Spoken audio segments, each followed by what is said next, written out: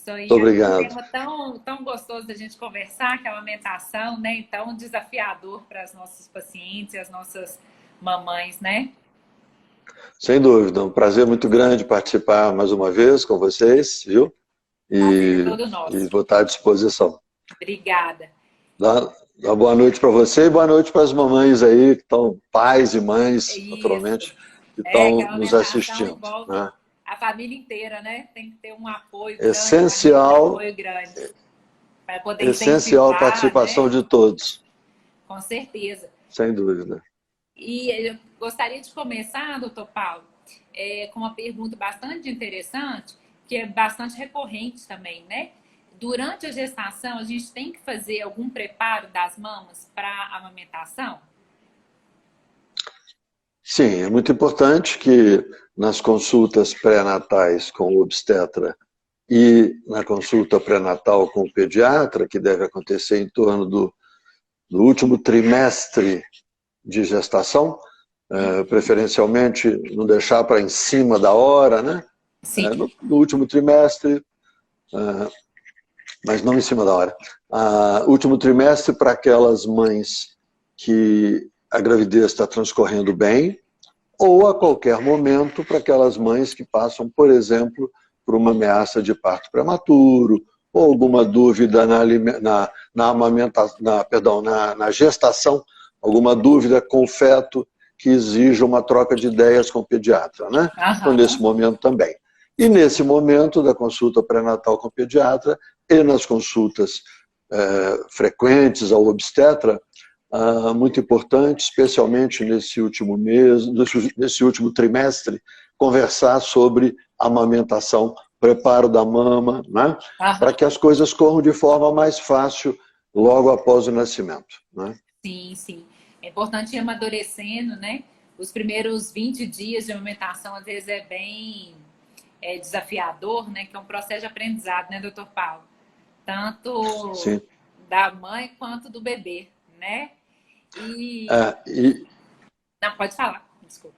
posso falar? Pode. Ah, e esse processo lá no hospital, ele começa na sala de parto, né? Aham. Quer dizer, na hora que a mãe acaba de ganhar o seu neném, o bebê já vai ao colo da mãe, a gente faz questão que vá ao colo da mãe, exatamente para interagir, iniciar essa relação tão fundamental da primeira meia hora de vida, Sim. mas também incluído aí para o começo da amamentação, que é altamente protetora nesse momento para o bebê que acabou de Aham. nascer, favorecendo a adaptação do bebê do ponto de vista de nutrição metabólica, ele deixa ele ser nutrido pelo cordão umbilical e vai passar a depender de uma modificação no organismo usando as reservas com que nasceu, mas para o desencadeamento disso, mamar no peito ali na sala de parto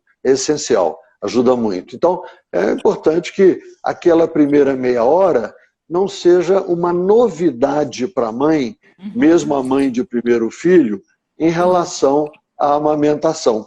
É importante que ela tenha tido a oportunidade de conversar sobre isso durante o pré-natal, Sim. né?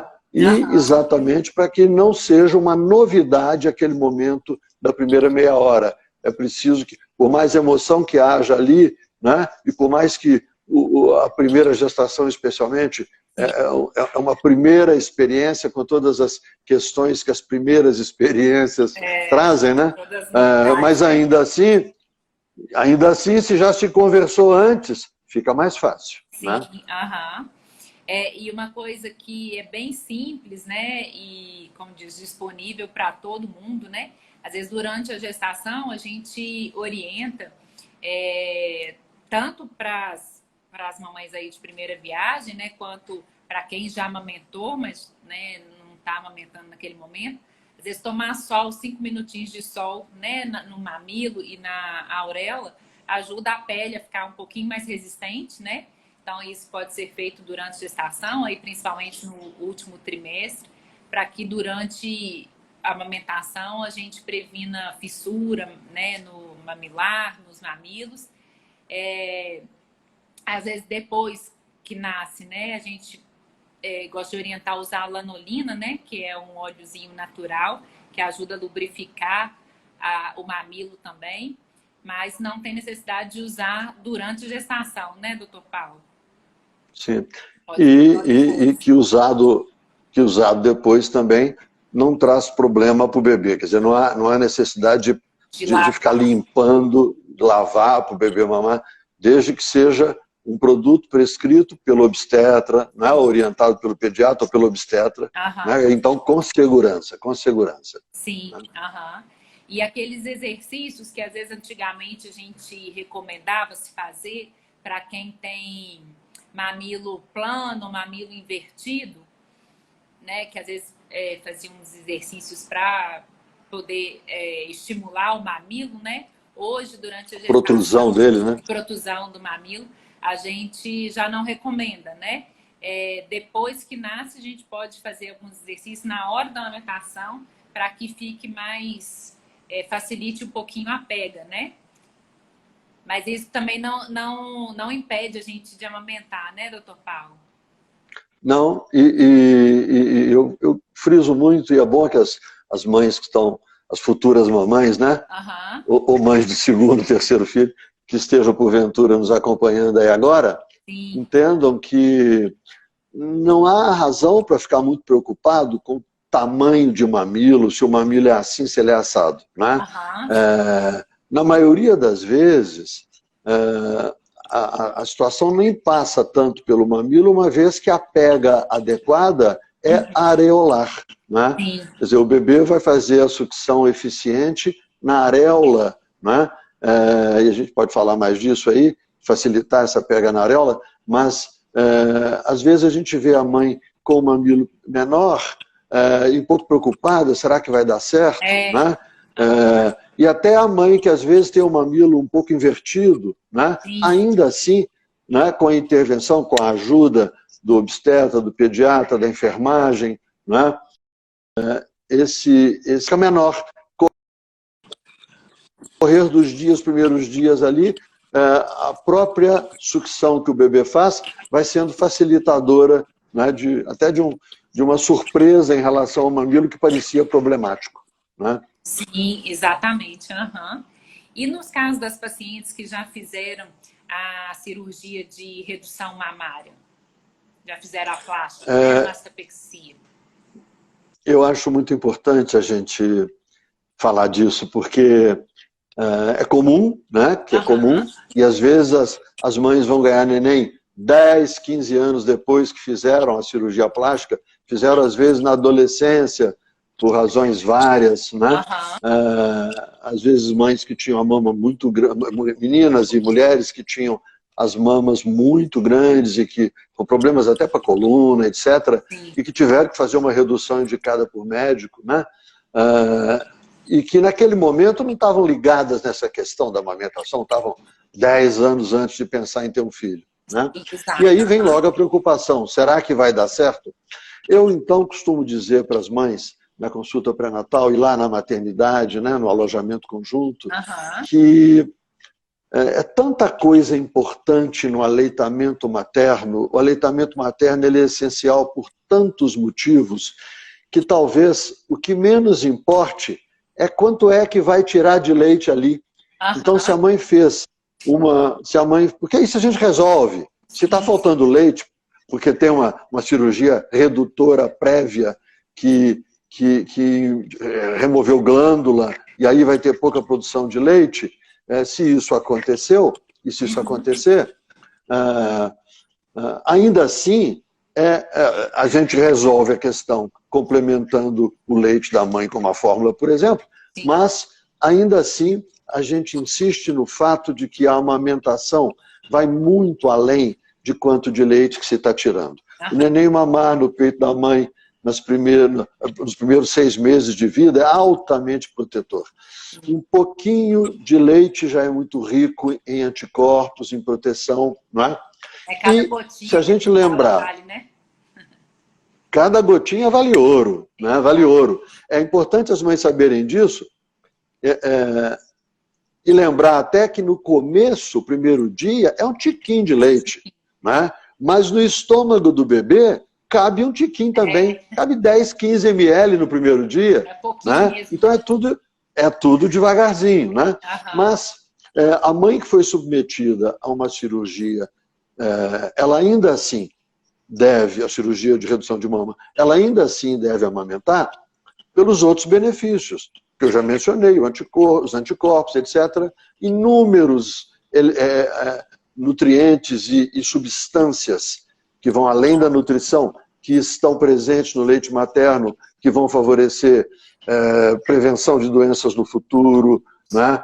Vão facilitar o desenvolvimento cerebral, contribuir de forma positiva para o quociente intelectual, uma série de situações, mas também amamentar nos primeiros 6 meses de vida, muito importante para o estímulo de um desenvolvimento orofacial adequado. Então, o crescimento dos ossos da face, da mandíbula, a posição do céu da boca. O céu da boca tem o palato, que é tem a parte palato duro, palato mole, o céu da boca, né?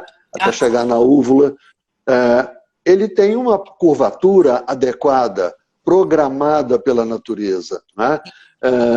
E o aleitamento materno favorece a manutenção dessa curvatura adequada, né? Uhum. O bebê que não tem oportunidade de mamar no peito nos primeiros 6 meses, ele corre o risco, com a mamadeira, por exemplo, de uma acentuação dessa curvatura que vai trazer questões ortodônticas futuras. Uhum. Né? Hoje em dia, quase que a gente não vê uma pessoa que não tenha passado por um aparelho ortodôntico, né?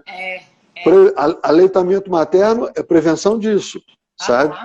Minimiza as indicações, diminui o número de indicações, sabe? Protege o desenvolvimento orofacial. Então é tanta coisa para ajudar, e nós estamos falando do bebê. Se a gente pensar na proteção para a mãe de submeter a própria mama ao ato de amamentar, protetor para ela, não é verdade? Aí a gente vê que talvez seja por isso que eu pense aqui, gente, o que menos conta é quanto é que tem de leite. Fome a gente resolve, a gente mata. Agora, amamentar é outra história, não dá para substituir a longo prazo por uma madeira ou por qualquer outra coisa. Não tem outra forma de substituir, né? Então, quem já fez a cirurgia plástica, né? Seja tanto a redução quanto às vezes colocar a prótese, dependendo da técnica, pode às vezes interferir, né? Do tanto que foi ali retirado de glândula, ou se a cirurgia, né, alterou alguma questão do ducto que chega no mamilo, mas isso não é necessariamente um fator para impedir a amamentação, né? Sem dúvida. De repente a quantidade de leite não for suficiente para aquele bebê, a gente consegue fazer um aleitamento misto, né? Ficando... Sem dúvida. Tanto a amamentação né, para o neném saudável e para a mãe também, né? Ela vai ter os benefícios da amamentação. E tem algumas pacientes que ainda conseguem, né, manter um aleitamento assim, normal, exclusivo, né? Sem dúvida, eu já vi mães com 2 filhos, por exemplo, que no primeiro ela tinha feito mastectomia redutora, no segundo filho, com a experiência, com as vivências da primeira, ela conseguiu amamentar o segundo, sabe? Exato. É uma soma de fatores, né, facilitadores, que a experiência traz, né? Então para né, quem já fez a cirurgia, isso, fiquem tranquilos que a gente consegue ajudar, resolver, né? E a gente vai realmente confirmar se vai dar certo a amamentação depois que o bebê nascer, né? Mas de forma alguma fator para necessariamente impedir, né? Tem como a gente ajudar. E lembrando, Maria Luísa, para as mamães que estão nos ouvindo, que a colocação de prótese de silicone para aumentar o volume de mama, habitualmente não interfere. Se não mexe, se não muda a areola de lugar, etc., se não interfere, geralmente não dá problema. Né? Isso, ótimo, isso mesmo. Só para reforçar, teve uma outra pergunta aqui em relação ao tamanho do bico do peito na questão do sucesso da amamentação, né? A gente já até comentou que não interfere, né? Não necessariamente isso vai interferir, né?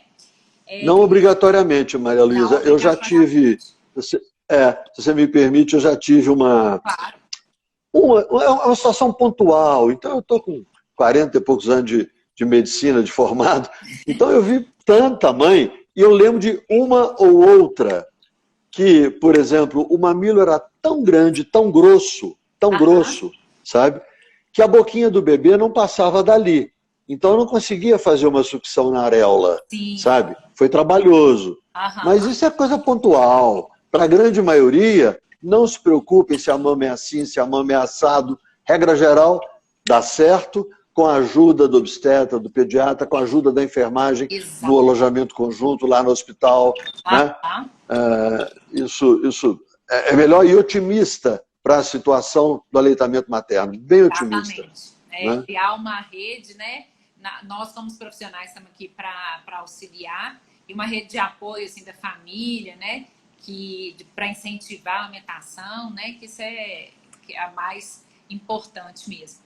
E em relação à amamentação para gemelar, doutor Paulo, como que é indicado fazer? Bom, 2 ou 4? Nossa mãe. Hoje em dia, de vez em quando, tem trigêmeos aí, né? Vamos ficar nos 2, né? O gemelar. É claro que poderia ser um menino numa mama, outro menino na outra mama, até ao mesmo tempo. Sim. E aí os meninos teriam que estar numa posição invertida, debaixo do braço, né? Sim. Com todo o apoio que essa mãe vai precisar ali para segurar esses meninos, apoiar esses meninos. Mas para os gemelares também, Maria Luísa, a fala, para as mães de gemelares, a fala é muito positiva. Eu tenho convicção que, regra geral, é só alegria em dobro, entendeu? É alegria em dobro, sabe? Podem ir, se tiver mães de gemelares aí, nas gestantes, sigam animadas, porque a alegria vai ser em dobro. Supera a questão do trabalho, tanto de alegria que vocês vão ter. E, em regra geral, um menino espera o outro, sabe? Um está sonolento lá dormindo, o outro está aqui mamando já. Quando acabou, é claro que a mãe vai ficar mais tempo amamentando, né?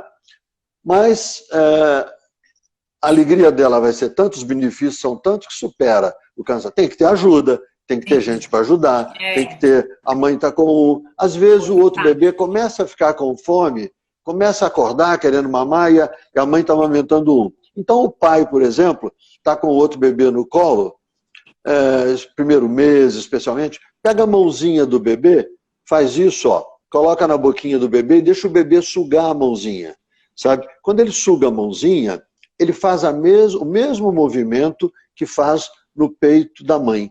E aí ele se acalma e não há interferência na amamentação. Nos primeiros dias de vida, até na maternidade, a gente frisa muito para as mamães, não dá chupeta não.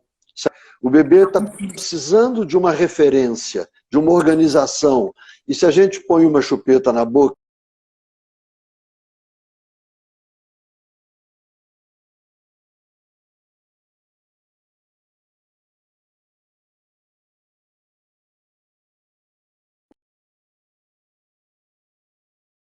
por exemplo, a mãozinha,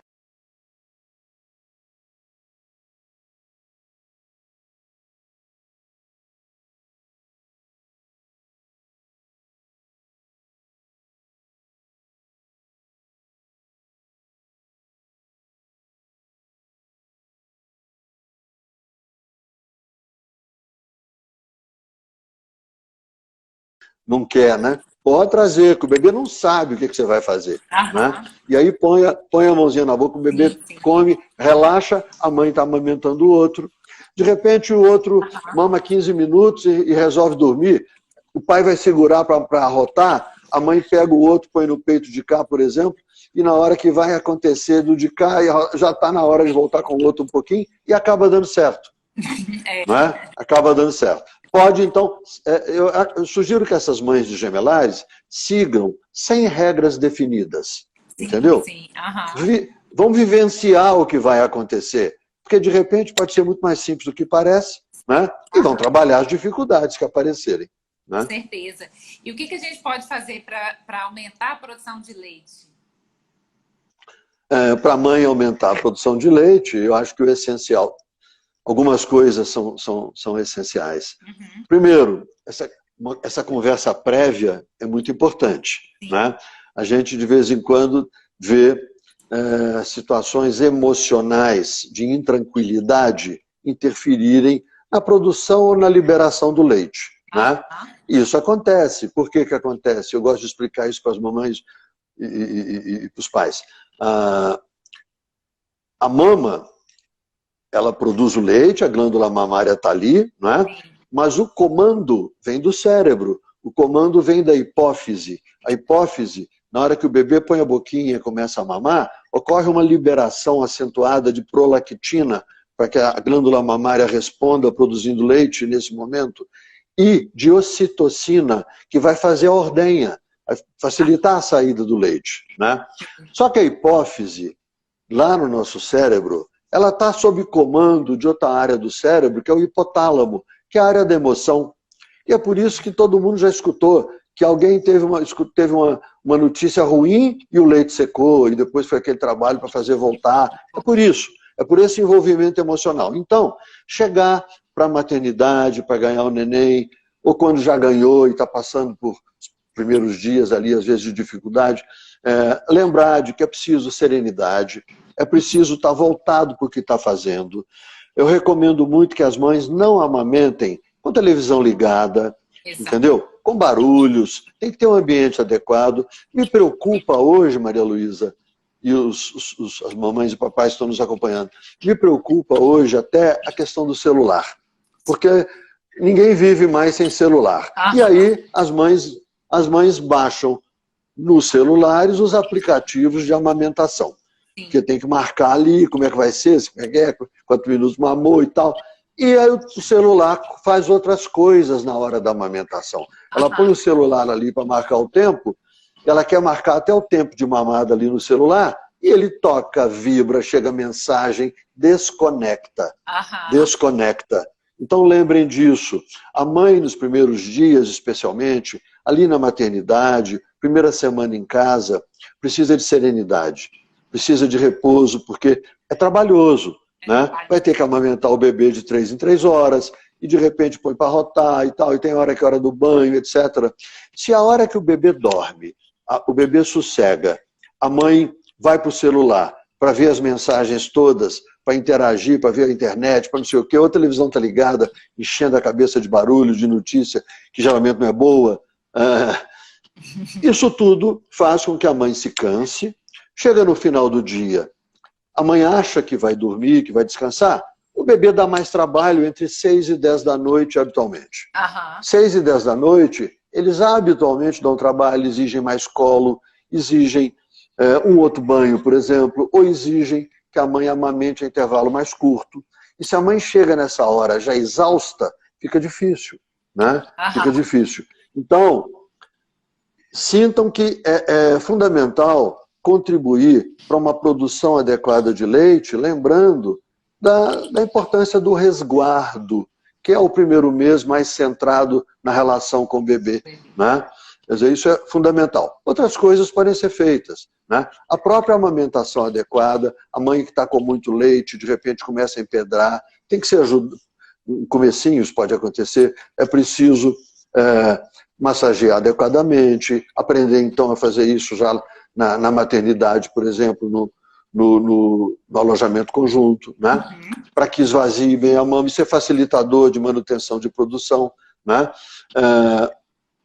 E além disso, uma pega adequada, proteção do mamilo, sabe? E para produzir leite, uma alimentação adequada. Tomar muita água, muito líquido, beber muita água. Líquido, especialmente água. Né? Evitar refrigerantes, sucos envasados em caixinhas, etc., que não sejam naturais. Né? Não é hora da mãe pensar em regime. Nesse primeiro mês, não é hora da mãe pensar, puxa vida, eu engordei 10 quilos, eu só queria ter engordado 9, quero perder isso. Né? Estou sendo gentil com esses 9 e 10 aí, né, gente? É o que a gente quer, é o que a obstetra quer, 9 quilos. Né? Mas não está na hora, primeiro mês, de resolver emagrecer. Claro que, felizmente, para as mães, já vão sair 3 quilos de menino, mais placenta, mais líquido amniótico, que é facilitador, né? Para perder peso. Mas tem uma organização de líquidos corporais, tudo isso vai acontecendo, sabe?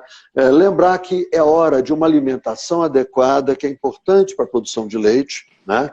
E não precisa, as mães não precisam comer nada que não estejam habituadas para produzir leite, sabe? Não precisam tomar isso, tomar aquilo, não. Podem tomar um chá de amamentação homeopático, como existe em alguns produtos, só faz bem, né? Beber água só faz bem, né?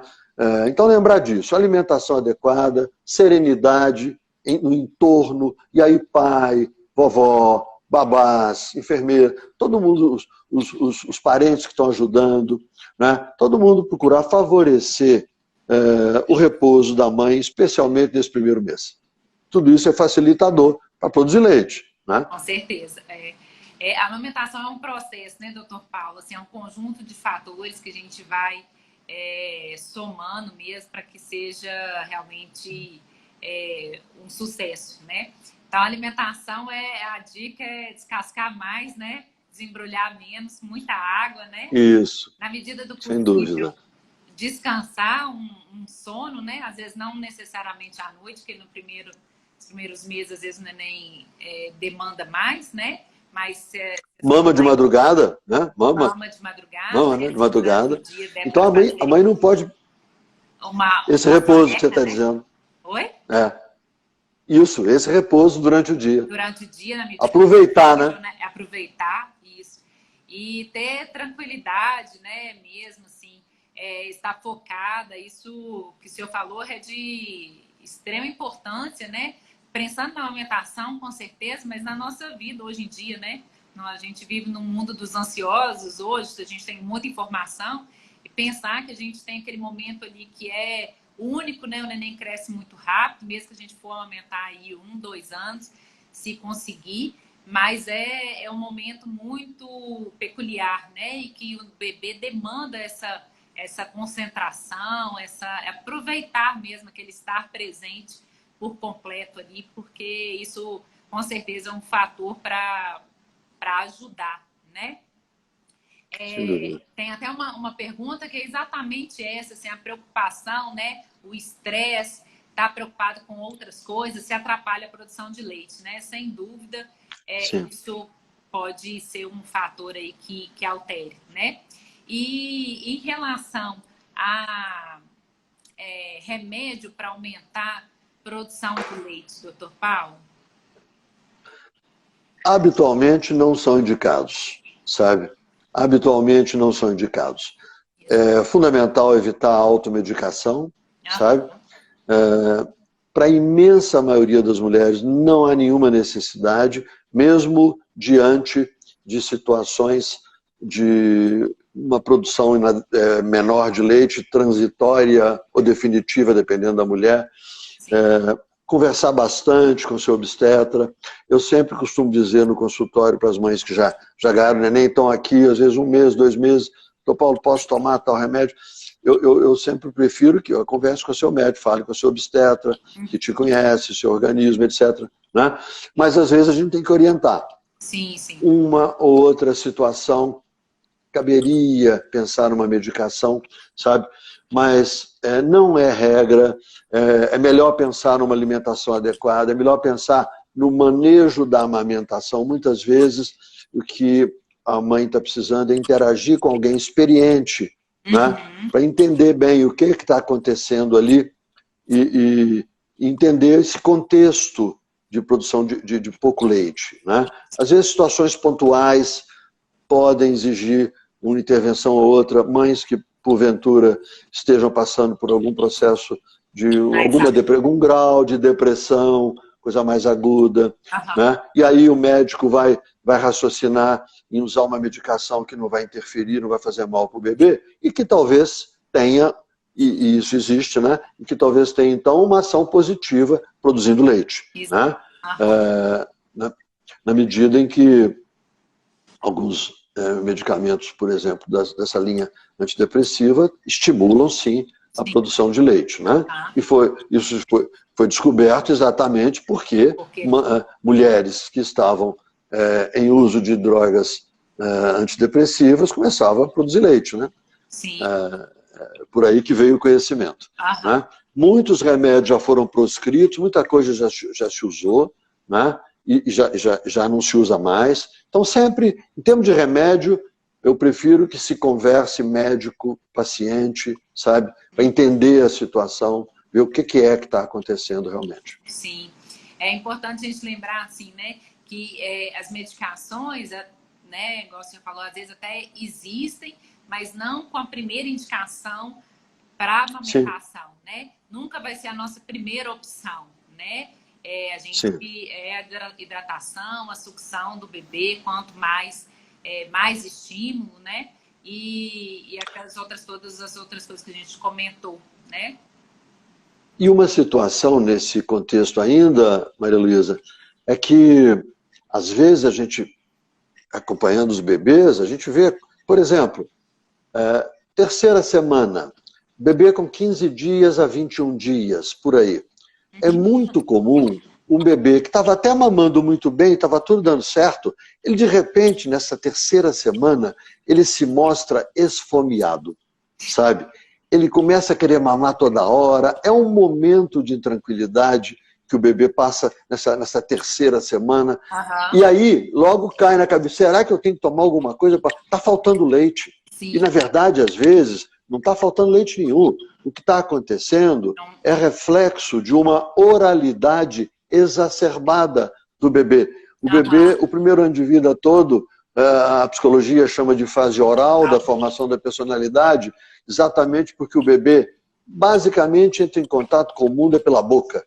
Né? É o bebê que agora está mamando no peito, ele está maiorzinho, 3, 4, 5 meses, ele já está pondo brinquedo na boca, ele está com 8, 9 meses, ele está em pé no berço com 10 meses, comendo a beirada do berço todo, igual o cachorrinho faz, o bebê faz também, moralidade exacerbada, né? Então, isso às vezes confunde. Terceira semana de vida, a gente vê muito, o menino começa a ficar esfomeado, quer mamar em intervalo mais curto, fica mais irrequieto. É o momento que, para aqueles que vão ter a cólica, dor de barriga, é o momento que ela começa, 15 dias de vida, começa a cólica, sabe? E o bebê com a cólicazinha, um pouco mais, mesmo que não seja nada mais sério, um bebê que está, por exemplo, se contorcendo mais, espremendo, se você dá chance a ele de sucção, ele se acalma, porque a sucção o tranquiliza. Né? Ele quer comer a mãozinha, deixa comer, sabe? Não fiquem preocupados que ele está comendo a mão, vai chupar dedo. A maioria está só comendo a mão, sabe? E pode ser até favorecido isso. E vai mamar em intervalo mais curto. Vai mamar, às vezes, com 1h30 de intervalo. Não tem problema, não. Nesse momento, satisfaça ele. E, às vezes, isso vai resolver sem precisar de remédio para aumentar um leite. Sim. E, às vezes, também é comum da gente perceber, assim, no final do dia, parece que o leite acaba, né? Porque o neném mamou o dia inteiro, chega ali 17, 18 horas, parece que não tem, né? Mas, na verdade, é só uma fase, né? Depois ele vai voltar ao normal, né? E aí é preciso lembrar da fisiologia, né? Contar isso para as mamães e para os papais, que é durante a madrugada, fundamentalmente, que a hipófise libera mais prolactina. Então, as mães vão perceber que de manhã elas estão com muito leite. Elas amanhecem com muito leite, período da manhã, à tarde, elas ainda têm muito leite. Chega à noitinha, vai diminuindo em relação ao que tinha de manhã. Não se preocupem. Aí o bebê mama intervalo mais curto, ou o bebê mama volumes maiores ou menores em horários distintos, e nas 24 horas as coisas se completam. Né? Dá tudo certo no final. Ele pega a cota calórica e hídrica nas 24 horas. Não faz mal ter menos leite numa hora do que noutra, não tem problema. E, doutor Paulo, quando a mamãe assim, né, emenda aí uma gestação na outra, ou ainda está amamentando o primeiro filho e está grávida, como que a gente faz? Quando a mãe está grávida e ainda amamentando o primeiro filho, alguns aspectos são importantes. Primeiro, a idade do bebê, né? A idade do primeiro filho, né? quão novo ele é ou quão velho ele é. Quando a Organização Mundial de Saúde recomenda amamentação até o 3º ano de vida, ela recomenda porque milhares e milhares, talvez milhões de crianças no mundo inteiro só têm o leite da mãe como principal alimento. Vão passar fome se forem desmamados, entendeu?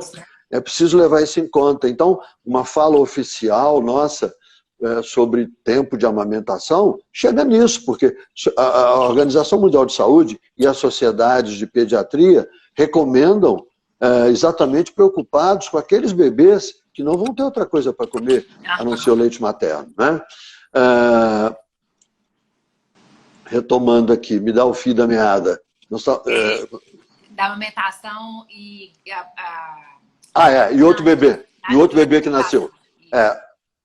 Mas, de repente, a mãe tem só 3 meses que ganhou o neném e engravida. 3, 4, 5 meses.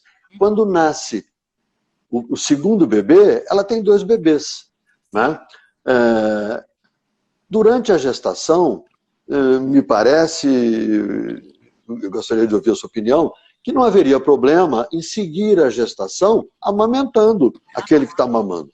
Mas eu recomendo que, como o bebê que vai nascer vai precisar de uma exclusividade, eu recomendo que não haja nenhum desmame abrupto, nenhuma interrupção abrupta, e para isso que essa interrupção em prol do neném que vem seja programada. Então, por exemplo, quem sabe uns 2 meses antes do parto, entendeu? Se não houver nenhuma indicação obstétrica, né? Uma mãe com ameaça de parto prematuro, por exemplo, sabe? Que possa ter uma indicação médica de interromper a amamentação por causa dessa ameaça de parto prematuro, sabe? Tudo muito visto, muito conversado, tudo detalhado, mas pensando no bebê que vai perder a mama, que não vai mais mamar, né? Que não haja desmame abrupto, que seja programado. Conversando com o pediatra que está acompanhando, quem sabe 2, 3 meses antes do bebê nascer, já haja essa interrupção, tirando uma mamada por semana, por exemplo, né? E com a autoridade que a mãe precisa ter, né? O bebê, a criança, precisa ser educada sabendo que quem comanda a situação é o pai e a mãe, né? Essa autoridade de pai e mãe é essencial. Eu costumo dizer aqui para os meninos que eu faço puericultura, para as mães, aliás, e pais da puericultura, nossa, que afeto, carinho são paralelos à ordem, a respeito, à organização. Então, quem vai pôr ordem na casa é pai e mãe. Não é a criança que vai definir o que vai acontecer, como é que vai ser. Não é, né? Então, até para isso, para desmamar, é preciso essa organização, conversando com o seu médico, com o pediatra. Eu sugiro que não haja nada abrupto, lembrando que o menino que já está lá com 1 ano e que está mamando no peito, tem que almoçar, tem que jantar, tem que comer fruta. Ele tem que mamar no peito, de manhã cedinho, quando acorda, 1h30, 2 horas talvez, nem precisaria, e à noite, uma vez mamada para dormir, 2 refeições de leite bastariam para um menino com 1 ano de idade, a partir de 1 ano. Então, fica fácil tirar uma mamada, não é tão complicado, sabe? Não é tão complicado. Conversar muito com o pediatra sobre isso, né? Mas acho que é essa orientação que eu, num primeiro momento, não sei se clareei para você. Sim, sim. E quando, pensando na questão dos irmãos, teve uma pergunta assim, como que a gente faz com o irmão mais velho, mais ou menos de 4 anos, quando está amamentando, né? Como que a gente consegue colocá-lo naquela situação e tudo, né? Questão do ciúme dos irmãos aí, para a mãe poder ficar mais tranquila para amamentar. Porque às vezes a gente fala, né, que para amamentar tem que ter um ambiente tranquilo e tudo. Quando já tem uma outra criança lá, né? Às vezes é difícil ter esse ambiente. Sem dúvida. Paz, né? Sem dúvida. Tem eu chamaria aí de... Um minutinho, por favor. Eu chamaria aí de pulo do gato, sabe? O que é preciso? O que é preciso? Primeiro, incluir o menino que caiu do galho, né? Com o nascimento do novo irmão, da nova irmã, incluir nessa relação, desde o começo, né? Incluir, primeiro, levando o irmão à maternidade quando nascer a criancinha nova, levar o mais velho à maternidade, isso é muito importante, sabe? Não precisa ficar muito tempo lá, né? Meia hora que ficou, daqui a pouco aquele espaço do apartamento ou do quarto ficou pequeno para esse menino, pode levar embora, mesmo que ele chore para sair, virou a esquina, ele está feliz de novo, sabe?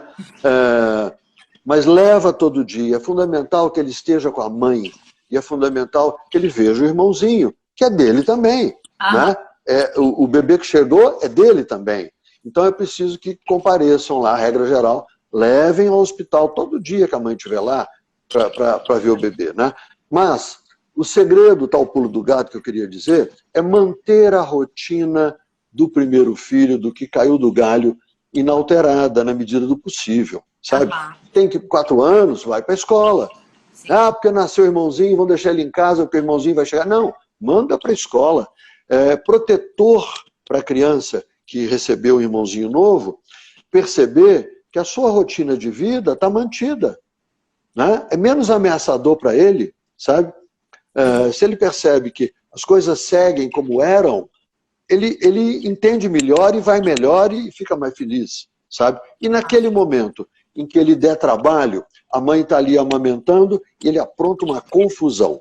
É preciso dizer para ele, filhinho, mamãe sabe que você está chateado, porque toda hora eu tenho que cuidar do seu irmãozinho, da sua irmãzinha, tem que toda hora estar pondo para mamar, ou está cuidando, mas sua irmãzinha acabou de nascer, não é esperta como você, não é?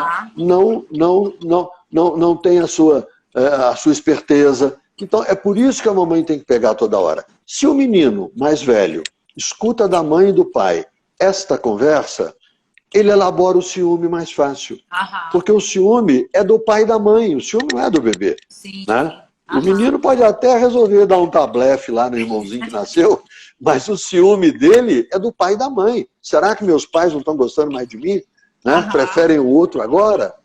Se ele escuta essa explicação, o seu bebê, o seu irmãozinho é muito pequeno, ele não dá conta, eu tenho que ajudá-lo toda hora. Por isso que eu fico muito com ele e menos com você agora. Então, esse menino mais velho, ele é forte. Né? Não vamos fragilizá-lo, ele virando coitadinho. Ele não tem que ganhar presente, não é Natal, não é Dia das Crianças, não é aniversário. Não é Por que vai ganhar presente se o melhor presente ele ganhou com a chegada do irmão? É o melhor presente, não é verdade? É verdade. Pensar nisso. E sobre aleitamento misto, tem várias perguntas sobre quando a gente precisa de introduzir a fórmula, tanto para o recém-nascido, quanto depois o bebê maiorzinho. Como que a gente faz essa medida aí para a gente saber? Então, 2 aspectos. O primeiro, necessidade concreta de volume maior de leite, por exemplo, de fórmula. Né? Sempre usar fórmula, né? As fórmulas têm ciência envolvida, né? É a busca desesperada pela qualidade do leite materno. Não chegaram lá, estão anos-luz longe, nunca vão chegar, mas já melhorou muito, porque é infinitamente melhor da fórmula do que leite de vaca. Leite de vaca é para o bezerro. Né? Agora, então tem a questão do volume, às vezes é preciso, já desde o começo, mamar no peito e complementar. Às vezes, a complementação é transitória, não é definitiva, como numa mãe, por exemplo, que fez uma mamoplastia redutora importante. Né? Às vezes é transitória, é aquele primeiro dia, o menino que nasceu grande demais e que está muito esfomeado, não deu tempo do leite da mãe chegar numa quantidade adequada, às vezes a coisa é transitória. O que a gente recomenda? Uma boa estratégia é, primeiro, já no alojamento conjunto, evitar a mamadeira. Evitar a chupeta, para não dar outro padrão de sucção, evitar a mamadeira, né? Complementar com o copinho. Com o copinho em que a gente coloca a fórmula dentro e não derrama na boca do bebê. A gente inclina com o bebê no colo, como se fosse mamar no peito, introduz na boquinha, inclina o suficiente para que o bebê bata a linguinha, tirando como se fosse um gatinho tomando leite no prato. Sabe? O bebê, então, o bebê vai tirar. Quando ele faz isso, ele faz a movimentação de língua, de musculatura orofacial, que faz no peito da mãe.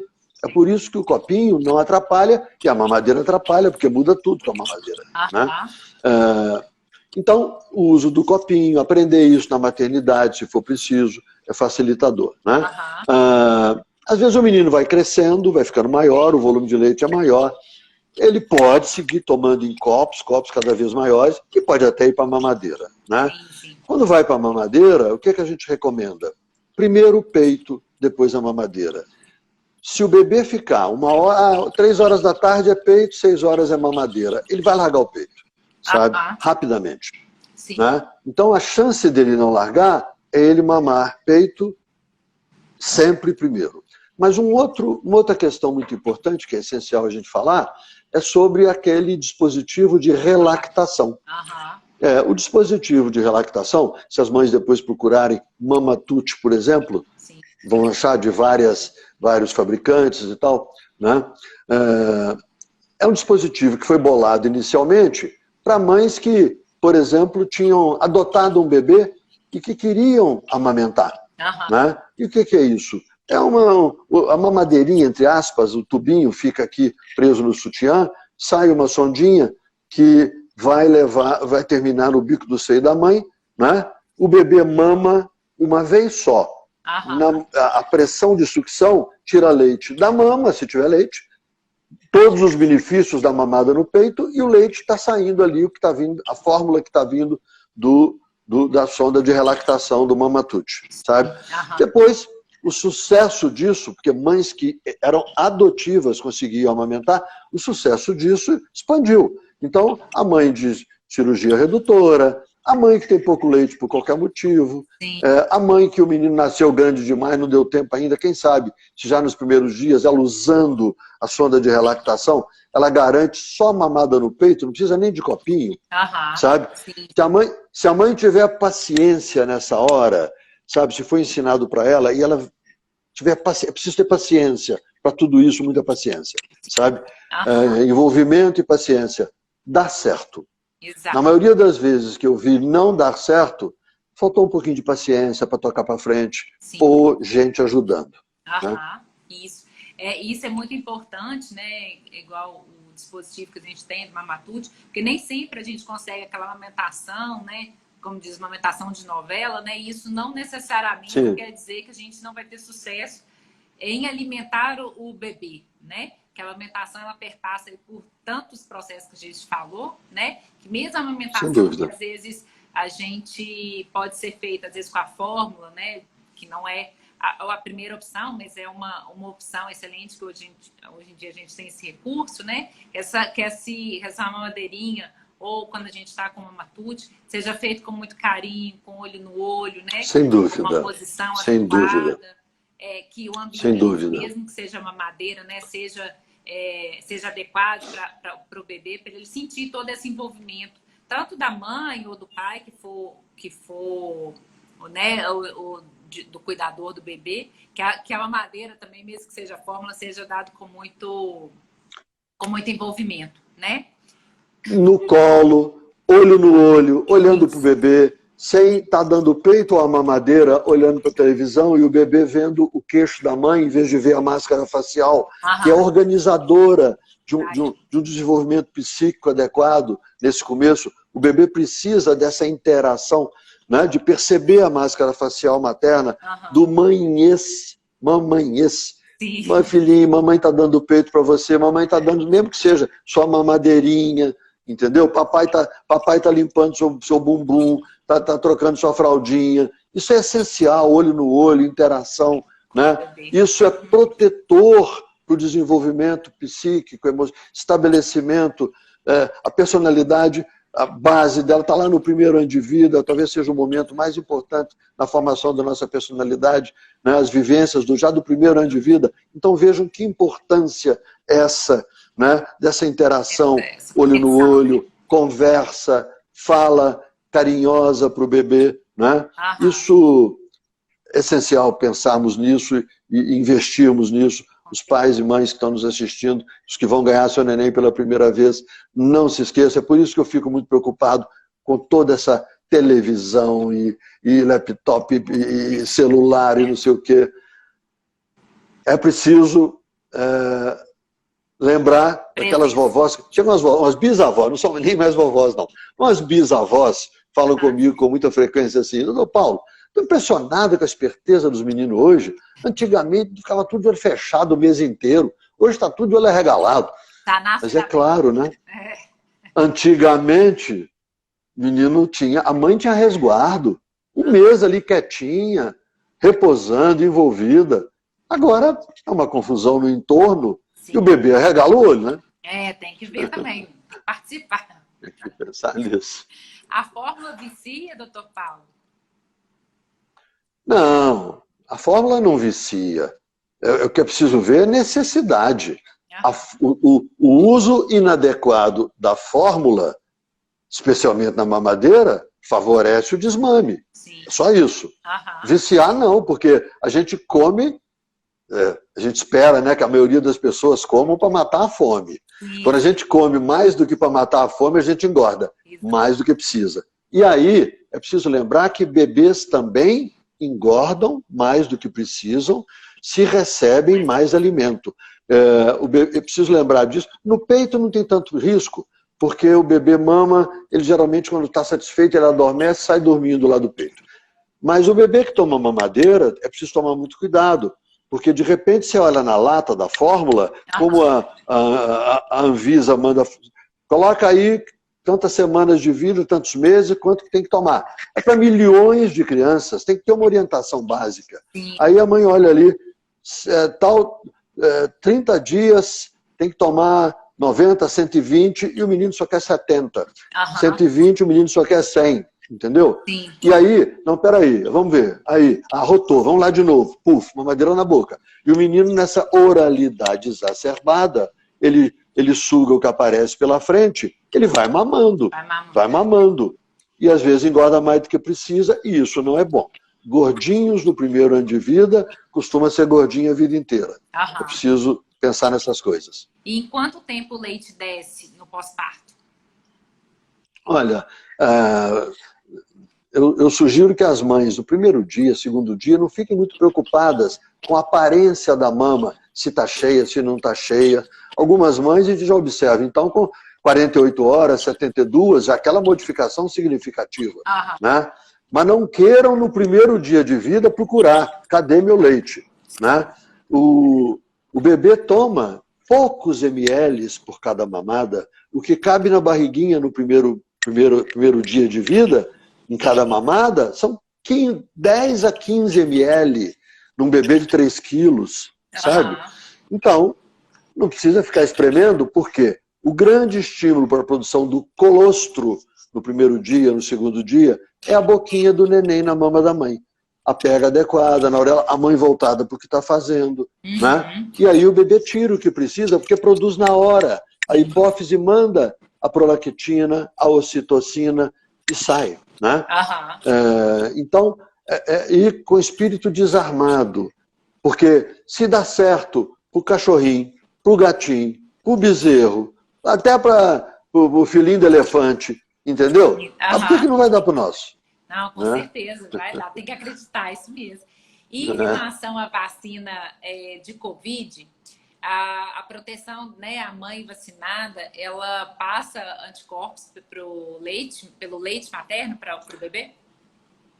O leite materno, uma das imensas vantagens dele é transferir proteção, anticorpos e outros fatores de proteção para a criança. Né? Proteção imediata e proteção tardia. A gente vê meninos... É difícil a gente ver bebês adoecerem nos primeiros 6 meses se você preserva o bebê de muita interação. Você não submete o bebê nos primeiros 6 meses a contato com muita gente. Eu vi os meninos de 3 meses na igreja, antes da pandemia pelo menos. Para quê? Entendeu? O menininho já está com a vaga garantida lá no céu, tem que levar para a igreja com 3 meses? Né? É o pai lá atrás carregando o menino chorando e a mãe lá tentando rezar, para ver se o leite aumenta. Né?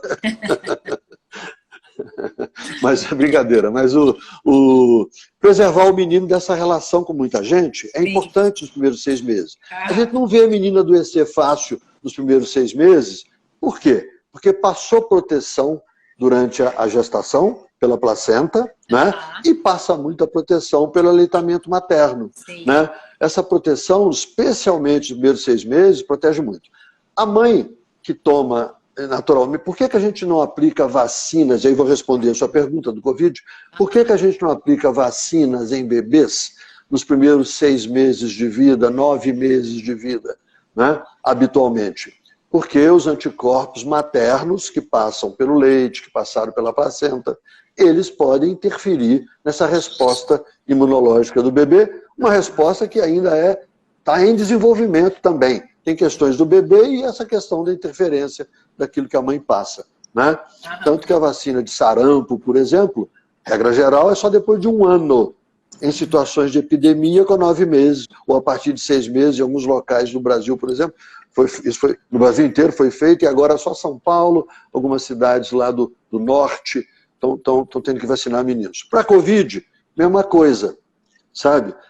Se a mãe, os meninos não vão tomar tão cedo, esses meninos, vacina para a Covid, e a mãe vacinada, se a partir do momento que ela começa a produzir anticorpos que vão protegê-la, e ela mantém essa produção de anticorpos, ela na amamentação está beneficiando o filho dela, sem dúvida. Né?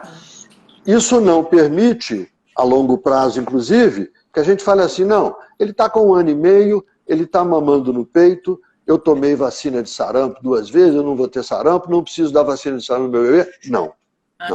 Não há garantia nenhuma dessa proteção, nenhuma, sabe?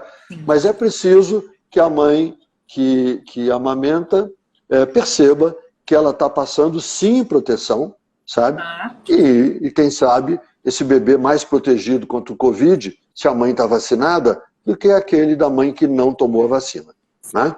E tem inúmeros trabalhos, né, pesquisas sendo feitas agora, né, em relação a cada vacina, né, aos diferentes laboratórios, para a gente testar aí, tanto na gestante, né, e na alimentação, né, quanto tempo que dura e tudo.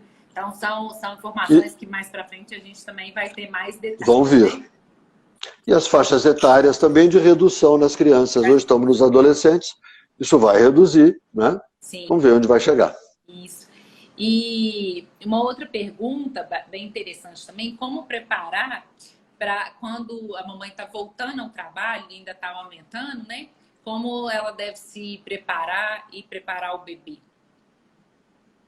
Olha, habitualmente as mães que voltam a trabalhar, voltam porque tem que trabalhar mesmo, né? A gente recomenda, de uma maneira geral, que aquelas que podem intervir no sentido de... Às vezes é a mãe que tem o próprio escritório, a mãe que comanda, se puder comandar à distância, aproveita o clima da pandemia e fica em casa, sabe? Para poder estar ali amamentando e trabalhando em seguida, ou vice-versa, né?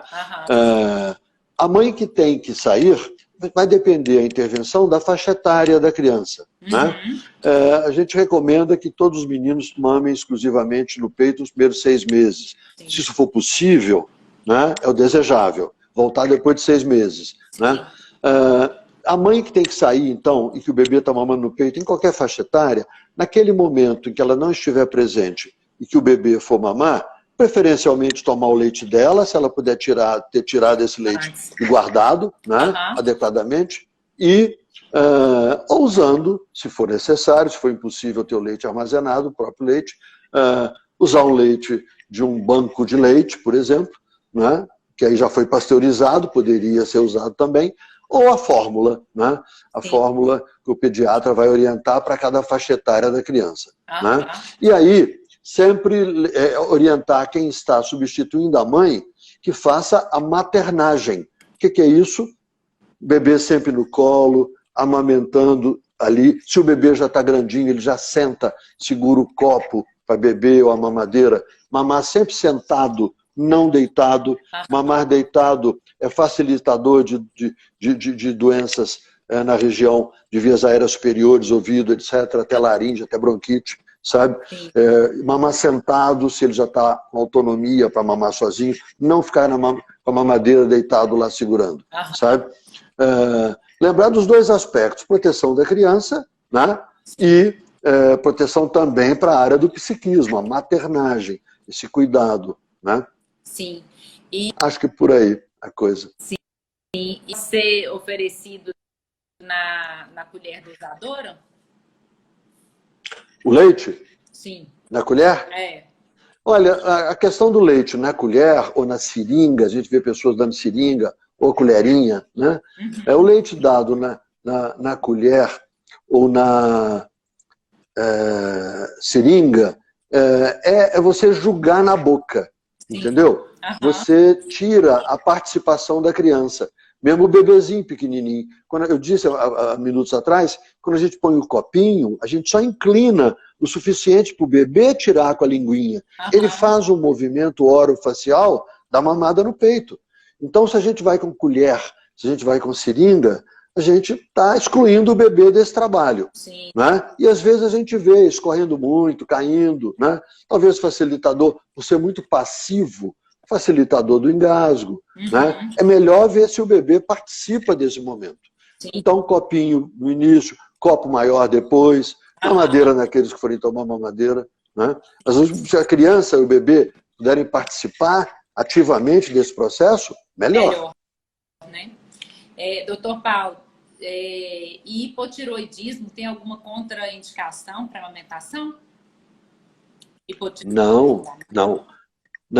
A mãe que na gestação está sendo tratada porque ela já tem hipotiroidismo, desenvolve, está tendo que tomar o hormônio tiroidiano, né?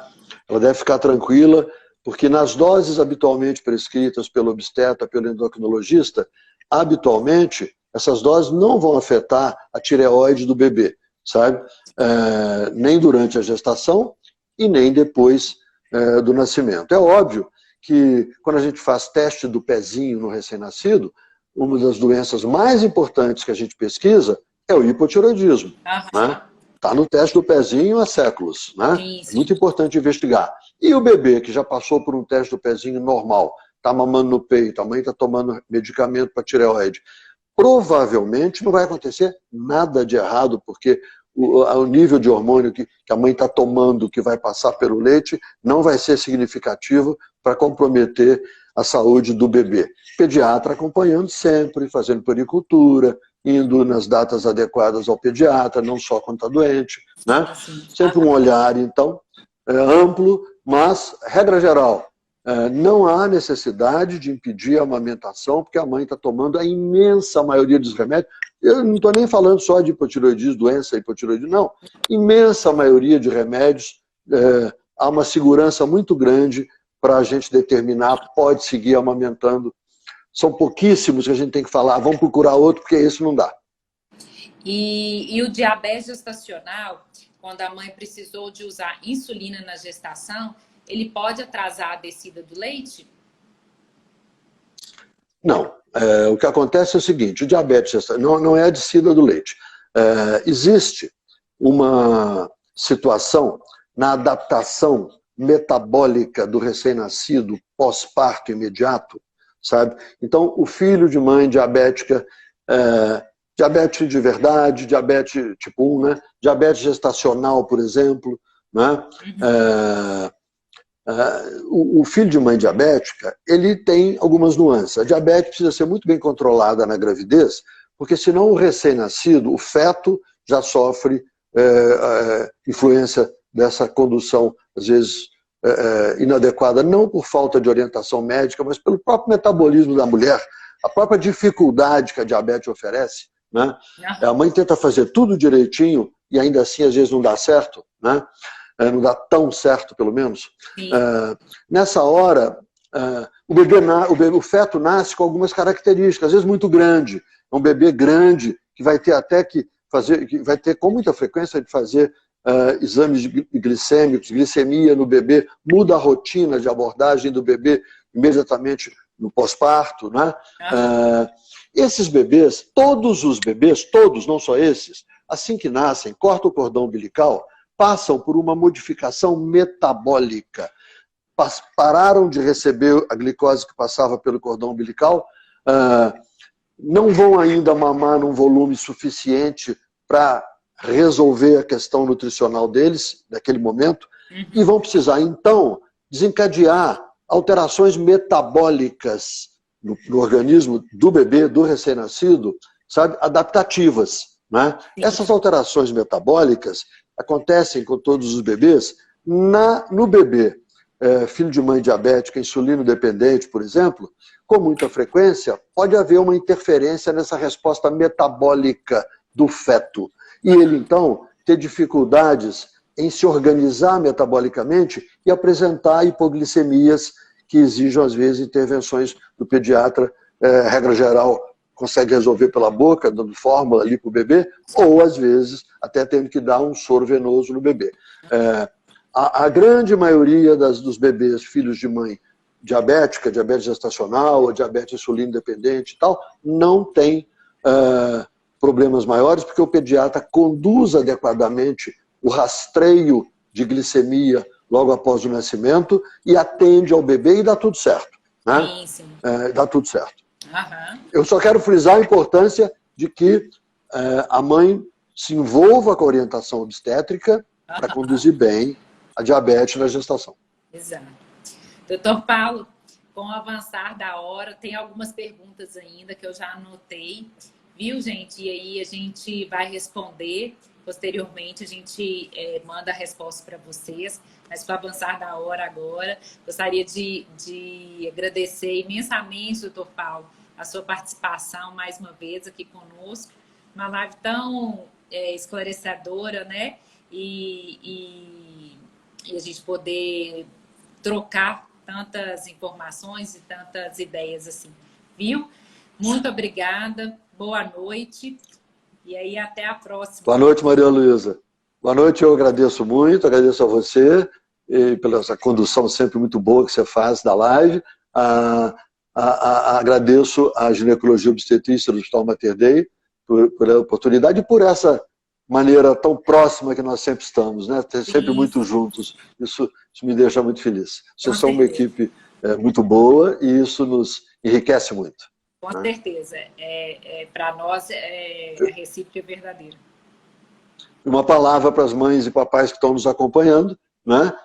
Que sejam felizes aí no seu parto, sigam bem animados, não só com a amamentação, mas com tudo relacionado com seus bebês, porque as alegrias estão chegando, vão ser muitas. Com certeza. As alegrias são maiores, né? Então tá, muito obrigada. Até a próxima, doutor Paulo. Boa noite para todos. Qualquer Obrigado. Pode continuar nos mandando, que a gente responde depois. Tchau, tchau. Muito obrigado.